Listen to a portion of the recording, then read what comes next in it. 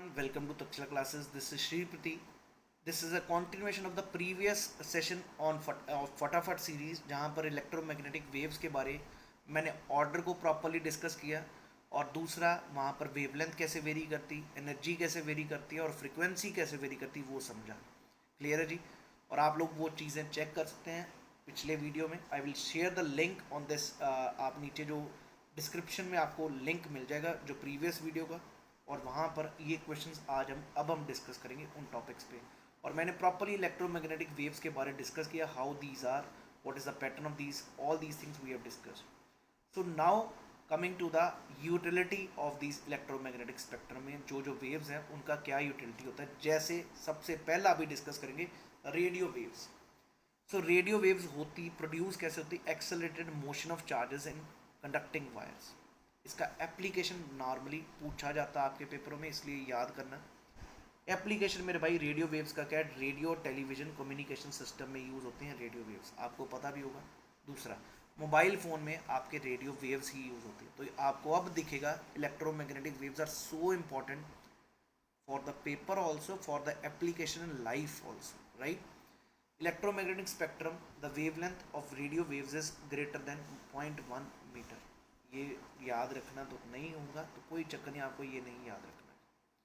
Classify करते हैं तो भाई उसको नॉर्मली हम फ्रिक्वेंसी में क्लासिफाई करते हैं। Amplitude modulated AM band is 530 kilo hertz to 1710 kilo hertz, जिसको लोएस्ट फ्रिक्वेंसी बैंड कहते हैं। ये सिमिलर टू एफएम चैनल्स, आपने सुना होगा एफएम चैनल, वो भी मेरे भाई वो रेडियो वेव से ही चलते हैं। जो आपके रेडियो में चैनल चलते हैं रेडियो वेव्स, समझ आ गया सभी को। और आपको याद होगा इस पैटर्न में गॉक्स रिमेंबर में जो हमने पिछली बारी डिस्कस भी किया, GXUVIMR, आपको याद होगा। इसमें हमने सबसे पहला जिसकी सबसे क्या है, सबसे ज़्यादा वेवलेंथ है उसको डिस्कस किया, वो है रेडियो वेव। आइए ज़रा अगला देखें। सबसे कम फ्रिक्वेंसी किसकी है जी, वो है रेडियो वेव की। दोनों चीज़ें आपको क्लियर हो चुकी हैं। नेक्स्ट आइए माइक्रोवेव। आपको भी याद हो गया गक्स यूवेम्र सबसे आगे, अगर देखें गक्स यूवेम्र में दूसरे नंबर पे आ गया हम। क्लियर है जी। सबसे second largest wavelength, short wavelength radio waves कहा गया, ये पॉइंट नोट कीजिए। यहाँ पर ये नहीं लिखा कि लॉन्ग वेव, रेडियो वेव से छोटी वेवलेंथ वाली कौन सी है, माइक्रोवेव।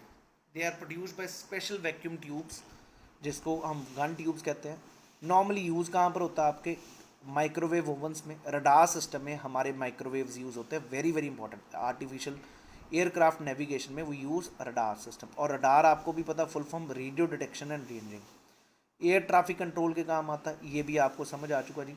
तो याद रखिएगा मेरे भाई रेडियो वेव्स, और आपको ये पैटर्न याद है तो सारी चीज़ें क्लियर है भाई। गक्स वेव अगर याद है, सबसे ज़्यादा रेडियो वेव के पैरेलली अगर थोड़ी कम वेवलेंथ होगी तो वो माइक्रोवेव होगी। यही तो बात की, they are short wavelength radio waves, एक तरह की रेडियो वेव्स हैं। और ये नॉर्मली किस में यूज़ हो रही हैं, ट्रैफिक कंट्रोल में। ट्रैफिक कंट्रोल में यूज़ की जा रही हैं ये माइक्रोवेव्स। क्लियर है जी। किस में, ट्रैफिक कंट्रोल, एयर में। should know the climatic conditions during takeoff and landing. So radar plays very important role in aircraft navigation. Speed detection आपने देखा होगा, कई बार पुलिस वाले स्पीड डिटेक्शन करते हैं दूर से, वो भी इस वेव्स को यूज़ करते हैं स्पीड डिटेक्शन के लिए। मिलिट्री पर्पसेस के लिए भी यूज़ होता है, detect enemies and weapons. Satellite tracking के भी काम आती हैं हमारी ये microwaves. Clear as they use short wavelength waves which are same as microwaves. So why radio waves use microwaves? They are invisible to humans, and if we are able to see the wave which get transmitted to it will be very irritating. Even the smallest pins of microwaves is easy to detect. इसलिए radio waves जो है वो use करती हैं microwaves. Clear है जी ये सभी को। आइए ज़रा अगली बात करें, नेक्स्ट टॉपिक, नेक्स्ट वेवलेंथ हम डिस्कस करेंगे। माइक्रोवेव ओवंस में यूज़ होता है। तो कई बार ये भी क्वेश्चन आया, तो माइक्रोवेव ओवंस गर्मी कैसे लाते हैं। सो प्रॉपर्टीज माइक्रोवेव का होता क्या है, they are smaller wavelength and they get absorbed by the water, fats and sugar. ये जो माइक्रोवेव्स हैं ये ईजिली एब्जॉर्ब हो जाती हैं। माइक्रोवेव ओवन की वर्किंग को समझेंगे। In order to heat anything uniformly, आपने देखा होगा माइक्रोवेव सारी चीज़ों को प्रॉपरली सभी जगह से गर्म करता है। आग की तरह की जहाँ पर आग लग रही है वहाँ पर ज़्यादा। Will have water, obviously her food में पानी होगा, शुगर होगी या फैट होगा। तो जब भी हम फूड मटेरियल को इनसाइड माइक्रोवेव हीट करते हैं तो माइक्रोवेव्स जो जो वेव्स हैं वो पेनिट्रेट करेंगी फूड में। So the microwaves get absorbed by the water and the fat molecules. The molecules of the food material will start moving randomly with the same frequency.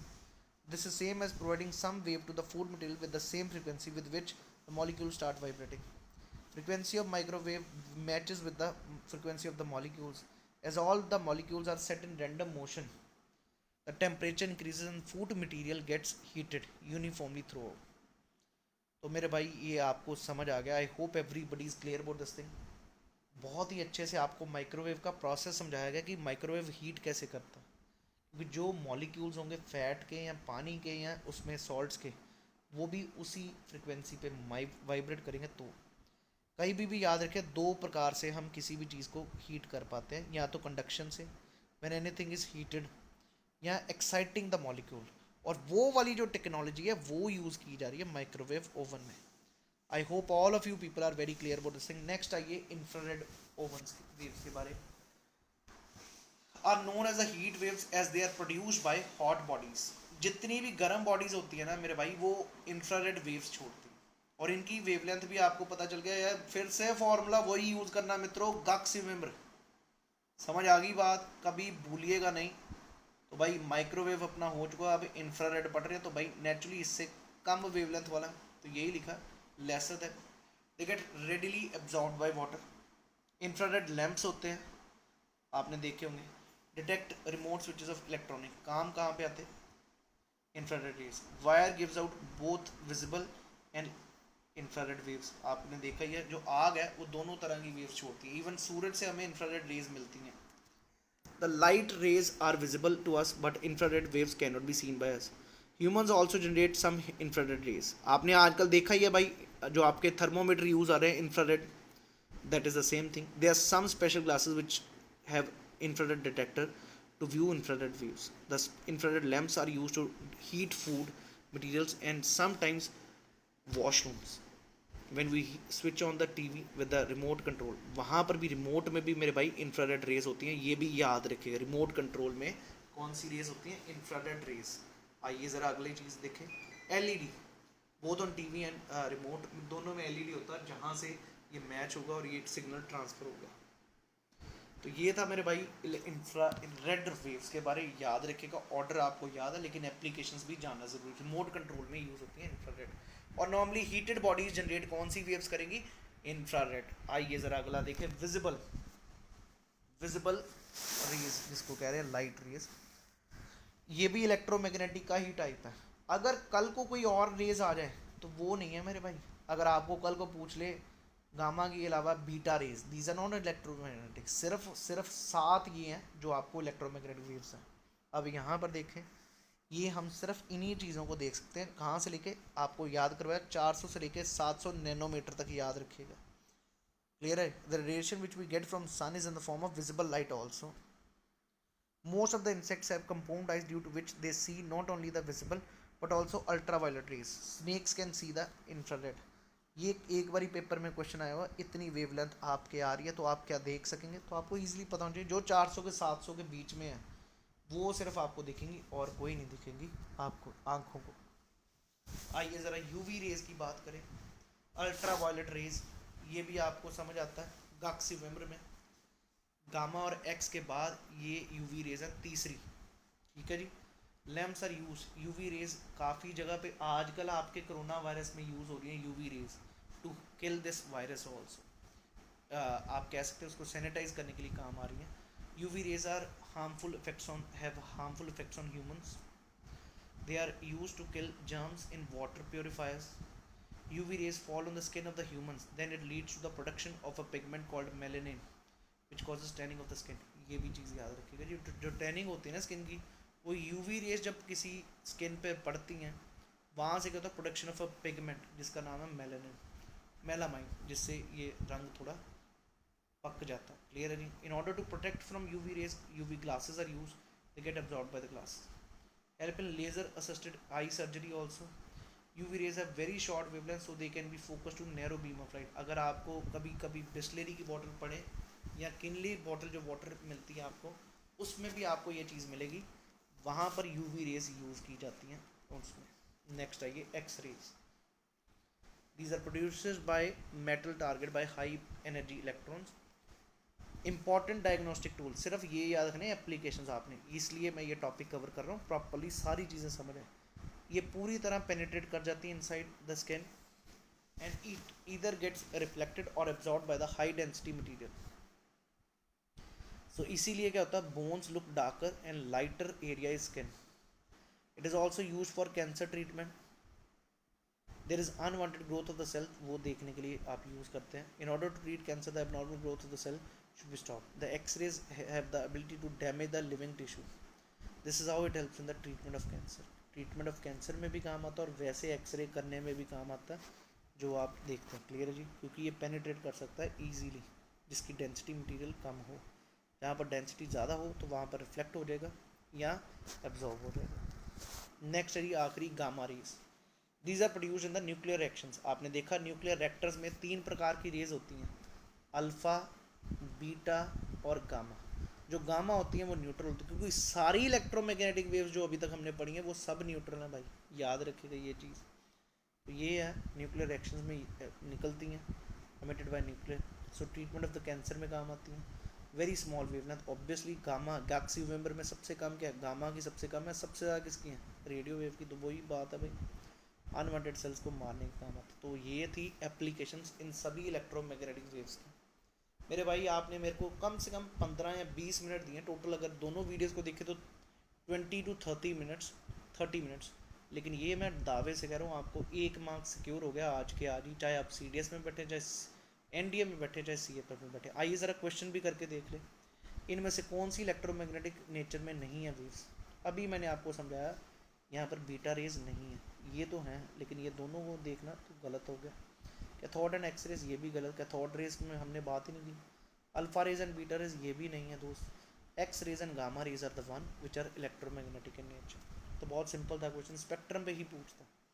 अगला, light waves are electromagnetic waves, ये भी याद रखिएगा, आपको बताया भी है। जो लाइट है वो electromagnetic waves, these are transverse in nature. Next, the longest wavelength of the light visible to human eye is about 700 nanometre. ठीक है जी। The smallest one is this one, shortest one is 400, ये भी ठीक है। The wavelength of gamma rays is longer than that of x rays. ability of micro telescope to form separate images of closed is called resolving power। Obviously बात है भाई, आपको ये कितनी बारी पढ़ाऊँ, गक्स वेम्बर, यही है, फिर से लिख रहा हूँ आपके सामने कि अब आपको याद ही हो चुका। तो भाई गामा रेज की वेवलेंथ ज़्यादा होगी कि कम, कम होनी चाहिए थी, ये गलत हो गया। C is the answer in this question, very simple question I can say. इतने लल्लू क्वेश्चन पूछते हैं ये UPSC वाले। अगला देखें जी, इलेक्ट्रोमैग्नेटिक स्पेक्ट्रम की क्या वेव्स की करेक्टरिस्टिक्स हैं। They are elastic waves, they can move in vacuum. ठीक है जी। They have electric and magnetic components which are mutually perpendicular. ये भी ठीक है जी।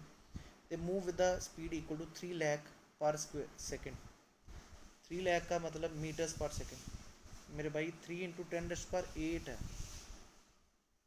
मीटर पर सेकेंड। तो यहाँ पर 3 लाख थोड़ा हुआ, 3 लाख में तो भाई 5 जीरो आएंगे आगे, तो ये तो गलत हो गया जी। ये वाला म्यूचुअली परपेंडिकुलर ठीक है, ये भी ठीक है जी, और ये भी ठीक है, लेकिन नीचे ऑप्शंस नहीं है, तो you can just skip this question right now. Next question देखें, ये भी अच्छा क्वेश्चन 2018 CDS में आया, वो दो में, दूसरे CDS में। विजिबल लाइट, UV लाइट और एक्स रेज के बीच में कंपैरिजन है। द वेवलेंथ, फिर से इसको पहले लिख लीजिए, जब भी कोई क्वेश्चन आ जाए इसको लिखिए और फिर देखिए answer. The wavelength of visible light is more than that of x raise.